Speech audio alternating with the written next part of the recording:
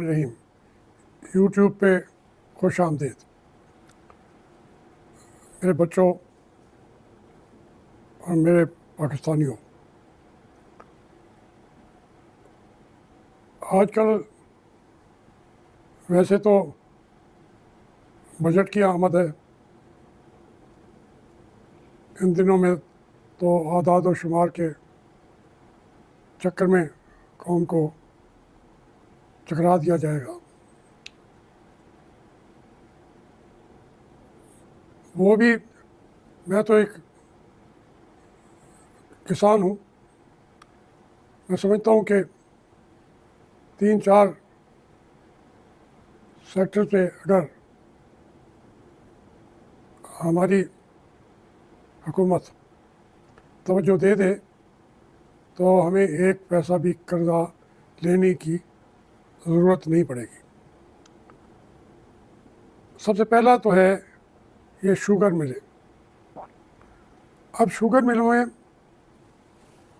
उनका मुतालबा है कि हमें चीनी बरामद करने की इजाज़त दी जाए, वरना हम 40 अरब या 400 अरब के अंदर हमारी शुगर मिलें डिफ़ॉल्ट कर जाएंगी और हम आगे से शुगर मिलें नहीं चलाएंगे। अपेरेंटली शहबाज शरीफ साहब ने कह दिया है कि हम शुगर एक्सपोर्ट नहीं करेंगे।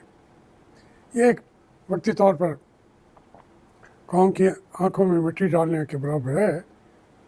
शुगर मिलों वाले भी खुद हैं, शहबाज शरीफ साहब, नवाज शरीफ साहब, जरदारी साहब, जहांगीर तरीन, ये यानी इनके इन 3-4 आदमियों को मिला लें तो तकरीबन ये 60-65% तो शुगर ये एक्सपोर्ट करें या इंपोर्ट करें। और होता ये आया है कि वो एक्सपोर्ट की नहीं जाती। कागजात में दिखा दिया जाता है कि हमने इसको बॉर्डर पार भेज दिया है, और बाद में एक मरहला आएगा जब हमारे शुगर यहाँ पे इन चीनी महंगी होगी तो फिर उसी को ये इंपोर्ट करेंगे। जैसे गंदम पे किया इन्होंने, तो ये सिंपल मसला है शुगर मिल मालिकों का। वही एक दूसरे से मुज़ाकरात कर रहे हैं, हुकूमत और शुगर मिल मुलाजमात। आप हुकूमत को उधर बिठा दें जिधर से शुगर मिल मालिकान बैठे हैं, उनको इधर बिठा दें, नाम उनका वही होगा। तो ये एक कौम को इंतहाई घोड़े तरीके से बेवकूफ़ बनाया जा रहा है। देखिए, शुगर मिल अगर इसका मसले को हल करना चाहते हैं, तमाम एक्सपर्ट जो हैं मुआशी, उनसे पूछ लें कि ये शुगर अगर वो नहीं बनाती तो इन शुगर मिलों को बंद कर देना चाहिए हमेशा के लिए।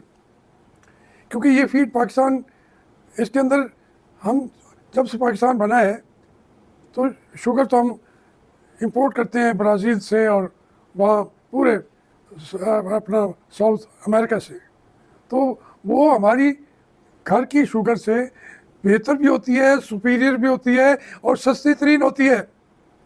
हमारा कोई ज़्यादा ज़रे मुबादला भी खर्च नहीं होता।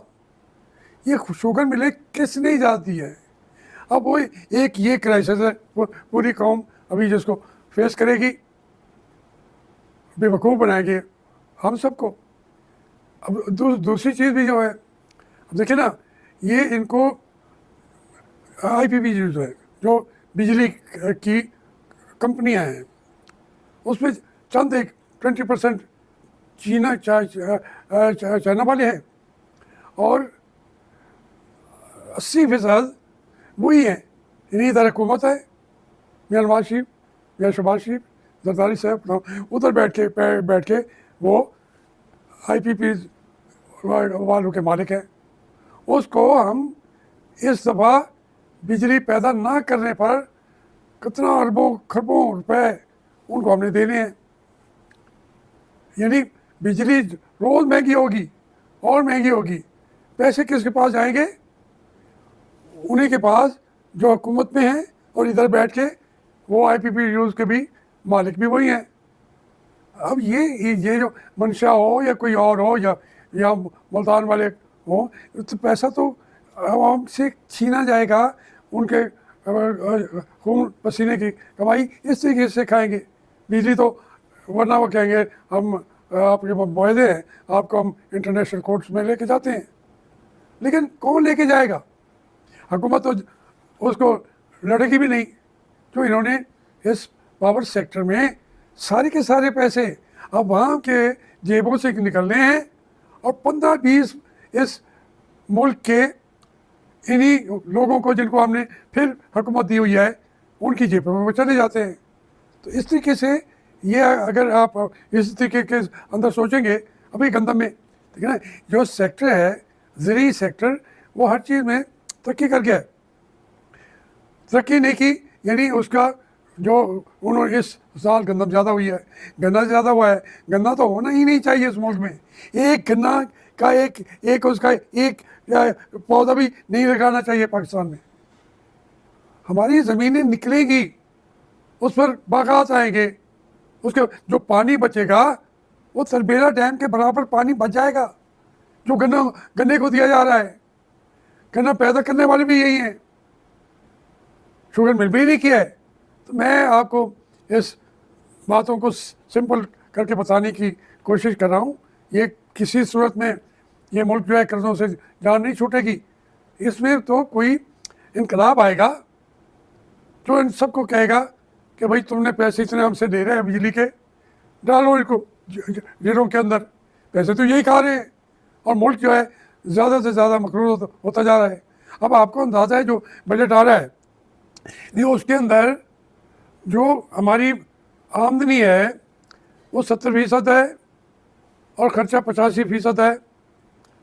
ये तो हो जाएगा सिंपल।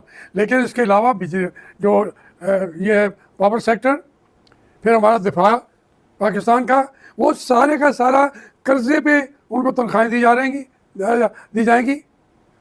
अकेले ये तो उन लोगों की बात मैंने की थी जो आपको नज़र आ रहे हैं। दूसरा सबसे बड़ा ताकतवर हमारे ऊपर बंदूक उठा के भी उनको पैसे देंगे, क्यों नहीं देंगे? फौज की पेंशनें आप कम कर सकती हैं, जर्नैलों को आप पैसे कम करके दे सकते हैं, नहीं कर सकते। तनख्वाहें इतनी बढ़ा दी गई हैं इन्होंने ब्यूरोक्रेसी की, जजेस की, और इसी तरीके से तमाम मामलात के अंदर हमने वो तनख्वाहों के अंदर ही पाकिस्तान डूब रहा है। कोई एक पहलू नहीं है। फिर अब इसके बाद है स्मगलिंग ड्रग्स, उसके अंदर वो जितना यहाँ पे स्मगलिंग पाकिस्तान की हो रही है सिर्फ वही रोक दी जाए। रोकेगा कौन? करा कौन रहा है? करा भी रहे हैं जर्नैल स्मगलिंग चारों आपके बॉर्डर से, रोकने वाले भी वही हैं। तो फिर कैसे रुकेगी? ये मैं आपको मुख्तसर तरीके से आपके मुल्क की पूरी इकानमी बता रहा हूँ। लेकिन आप यकीन कीजिएगा कोई बहुत ज़्यादा आपको फैसिलिटीज़ नहीं मिलेगी। अब तो ये सोलर को भी जिस तरीके से ला रहे हैं, तो कोई फील्ड तो रहने दो, खुदा तुमसे पूछे। वरना आपने तो कौम को तय कर लिया है कि इसको लूटना है बेचारे, नाइफ और नज़ार अपने खून दे के। फिर पाकिस्तान तो मजबूत नहीं होगा, कमज़ोर होगा। ये सारे खा के जितने पैसे ये ले रहे हैं IPPUs के या उसके भी, और जो जर्नैल लेके जाते हैं जो वो स्मगलिंग से अरबों खरबों रुपए वो कमाते हैं, वो फौरी तौर पे उस पैसे को बैरून मुल्क में जमा करा दिया जाता है। अब कहाँ से निकालेंगे उनसे? इस अजाब में हम फंसे हुए हैं। उसके लिए हमें एक अज़्म मुसम्मम के साथ इसको रोकने के लिए फैसला करना चाहिए पूरी कौम को कि इन लोगों को हम हुकूमतें नहीं देंगे। अगर इन्होंने चोरी से छीनी है तो हम अपनी चोरी वापस लेके आएंगे, और फिर अगर वो पाकिस्तान को जो वसाइल उसके हैं वो उसकी ज़रूरतों से, अब रेकोटेक की बातें सारे कर रहे हैं, बहुत बड़ा प्रोजेक्ट है, वो आ भी जाए तो कितना पाकिस्तान को कितना चेंज ज़रूर आएगी रेकोटेक के सोने से। लेकिन वहाँ तो लोगों की लाशें पड़ी हैं चागी के इलाकों के अंदर, वहाँ पे बलूचिस्तान के एक एक घर के अंदर तो आपने लोगों को कत्ल किया है, शहीद किया है।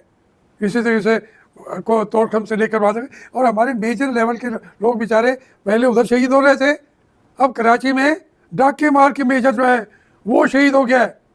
हम तो अपने मेजर को शहीद कहेंगे ना। ये सूरत हालात है।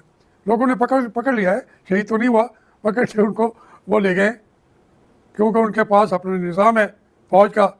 वो आम ये जो सिविलियन अदालतें हैं वो तो उस डाकू से पूछ भी नहीं सकती। ये मैंने आपकी आंखें खोलने के लिए चंद बातें अर्ज कर दी हैं, गौर कर लीजिएगा।